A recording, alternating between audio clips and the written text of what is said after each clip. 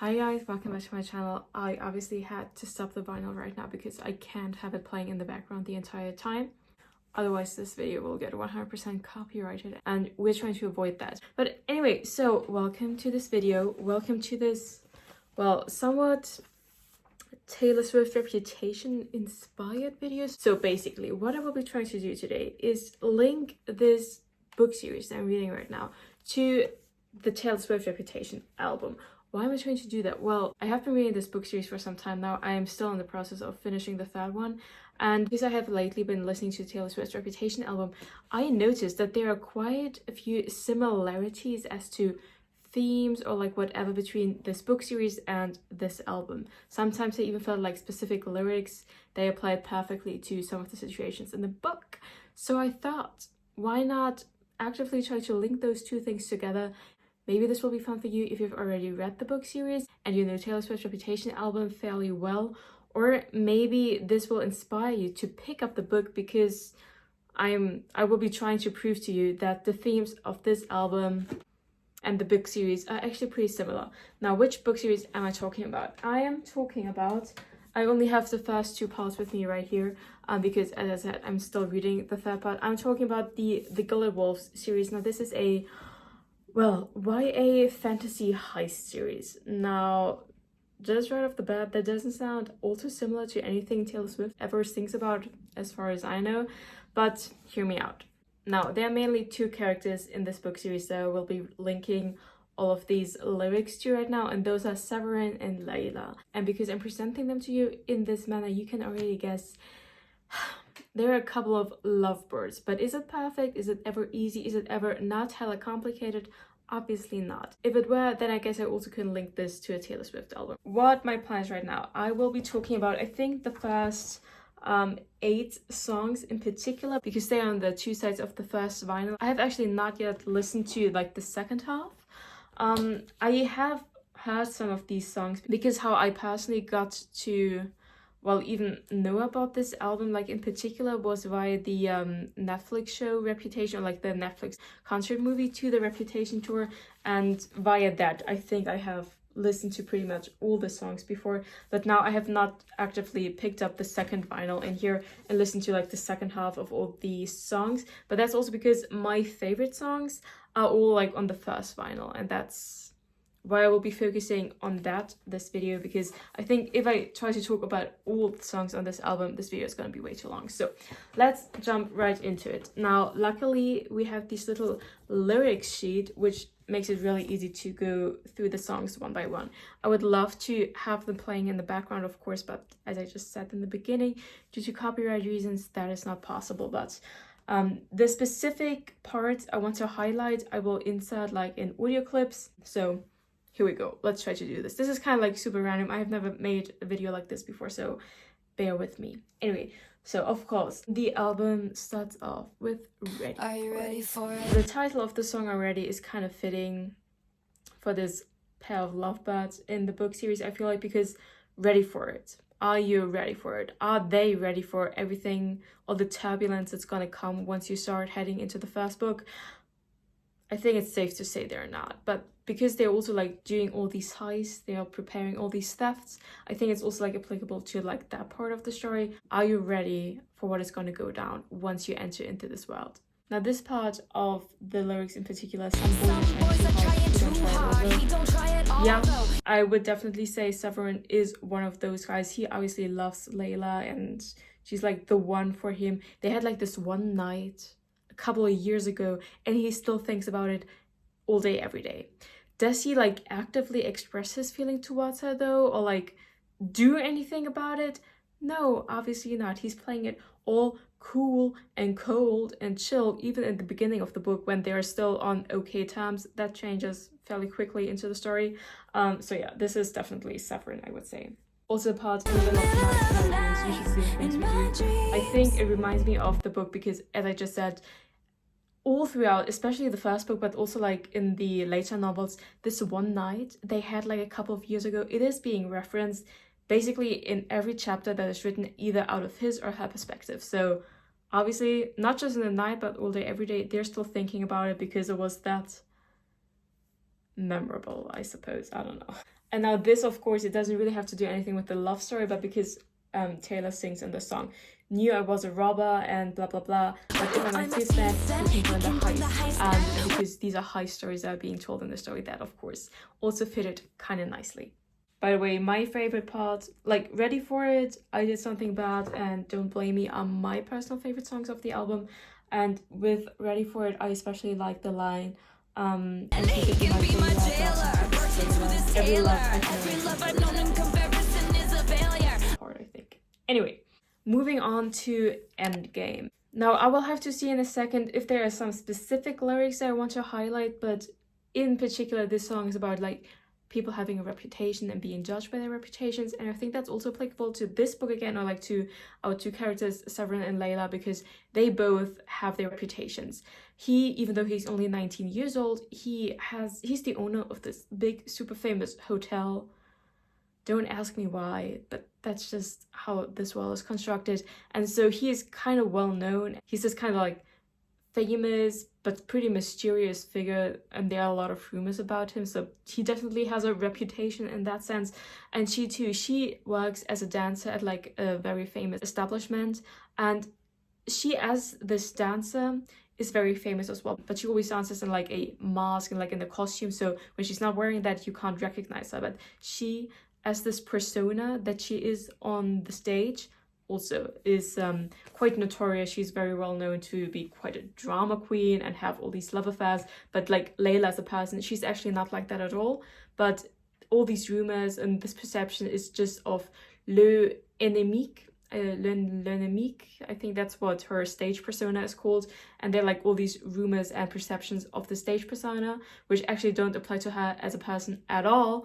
And isn't that what this entire album is about? How as a famous person, I suppose, but even as a private person, there's like this public perception maybe of you out there that might not correspond to how you are as a person, or like what you are as a person at all. And that is definitely also reflected in this part of the story, that both of these characters have these reputations, have these personas they always show to the world outside, but they as people inside is a whole other story. And of course also like the chorus, I want to be your endgame, your first string, you're 18.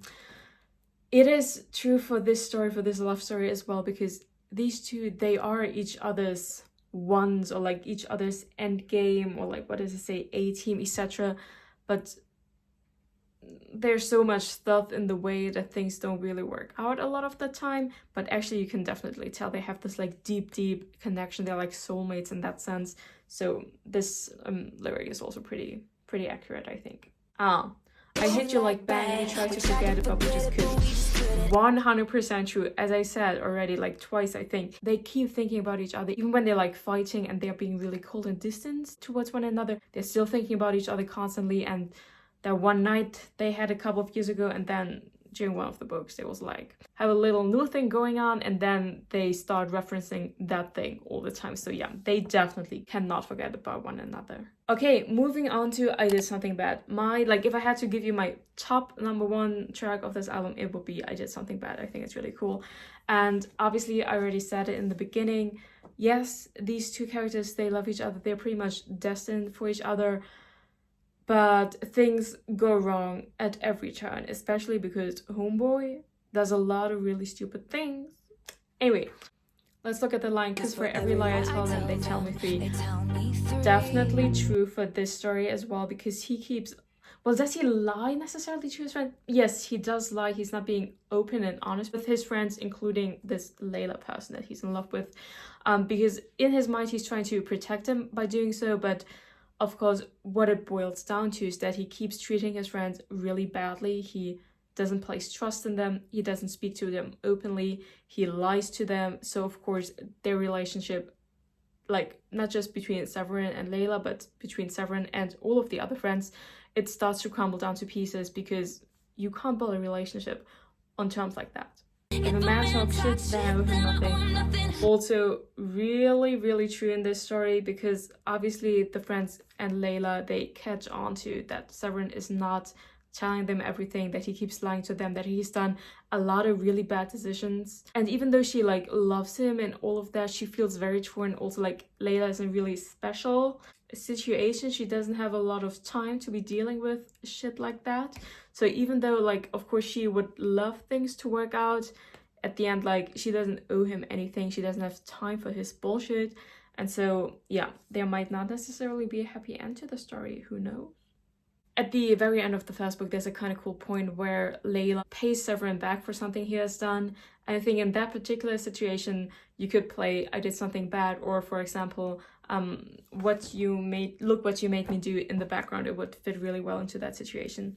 Okay, let's move on to Don't Blame Me.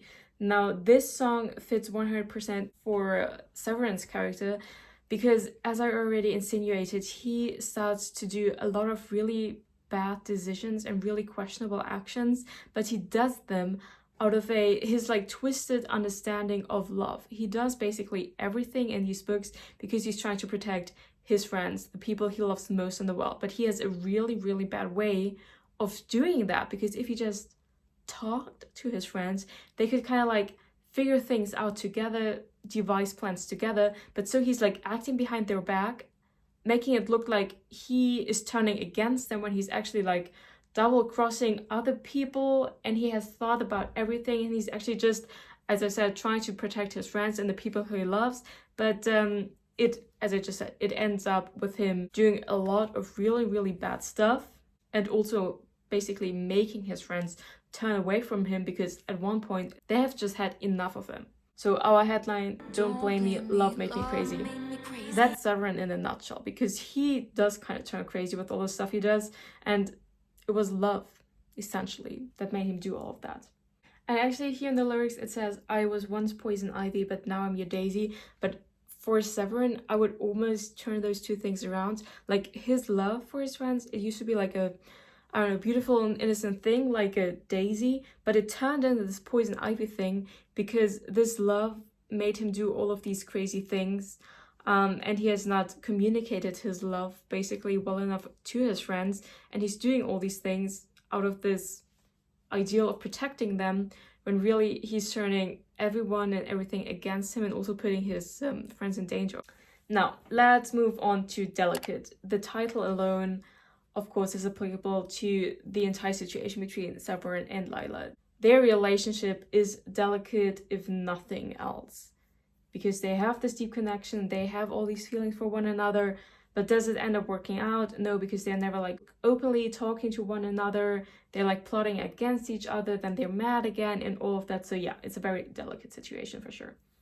And I think in this song somewhere she, like Taylor, sings about, oh damn, never seen that color blue. Now Severin, he is supposed to have these crazy blue eyes, but not just even like blue, almost like a violet. So like the color of his eyes, they're being talked about a fairy tale. So another parallel.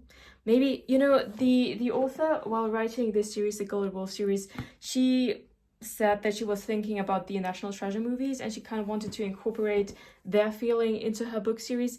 But, you know, I'm also thinking she might have listened to Taylor Swift's Reputation on repeat while writing it. Now, I already talked about it before a bit. Look what you made me do. Now, this I would apply mostly to Layla's situation, because she also turns bitter and untrusting towards Severin when he acts the way he does throughout all these books. And she also starts to lose her trust in him. She doesn't really know him anymore, because I think on some level all of the friends, they do understand that he is doing all of these crazy and also kind of bad things to protect them. But at some point that stops being an excuse for everything, you understand? So his friends also start acting against him, and like also especially Laila, also on this like romantic level. So there are several instances where I think she could say, look what you made me do by acting the way you did. You understand? I already talked about that one scene at the ending of the first book where this would fit really well. I don't like your little games. Does he play games? Not like actively, but in the sense that he's always being like, no, I'm gonna protect all of y'all, but I'm never gonna talk to you about it and what I'm doing to protect you. That is kind of a game. So like the way he's just like making his decisions, how he's living his life, how he's playing this game of the heist and all of that, we don't like it. I don't trust nobody and nobody trusts me. It starts becoming true, of course, because his friends start distrusting Severin. He, of course, still trust them, kind of, but they gradually lose all their faith and their trust in Severin by the way he acts. Okay, now, oh no, there are 2 songs left. So It Goes, I don't know that song too well. I will have to check through it. I'm so chill, but you make me jealous. That's maybe also kind of true, because there, in the second part, another female character enters the scene, and it's not like there's actually anything going on between her and Severin, but because there's this other girl, basically Laila, she starts being a bit jealous, even though that is at a time when she and Severin, they're actually not talking, but pretty much because he's done so many stupid things at that point already. But yeah, so that might be true for that situation as well. And now, I have not yet finished the series. I'm not yet through with it, but the bridge of So It Goes. You did a number on me, but honestly, baby, who's counting? I did a number on you, but honestly, baby, who's counting? Maybe, like, I suppose this is gonna culminate in a happy ending. So yes, he has done all these things, plotting against like Laila, and then she has reciprocated that, plotting against Severin, but maybe like in the end it's gonna turn out to be something like this, like, okay, yeah, they both did kind of like bad things towards one another, but honestly, baby, who's counting? 1, 2, 3. And they're gonna, I don't know, end up together, or there's gonna be some sort of happy ending, I suppose, but who knows? I'm not yet done with the story. And now the last song I'm gonna talk about, Gorgeous.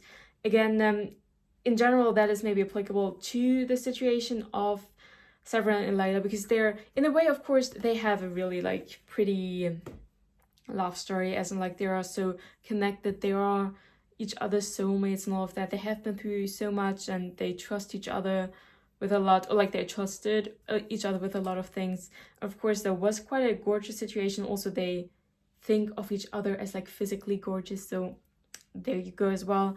But there was just like so much more playing into the entire thing, that I think like their relationship, it has this like gorgeous, delicate side, but then also all the other songs that also apply to their situation.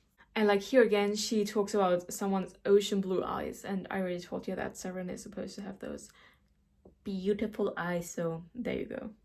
Anyway, okay, I think that those are like all the things I want to highlight on the first final, and as I said, I'm not going to go into the second one right now. I don't know if this was fun in any way, shape, or form to watch this, but I just, because I was listening to these songs a lot whilst reading this series, I kept noticing all these parallels, so I wanted to like address them in the video.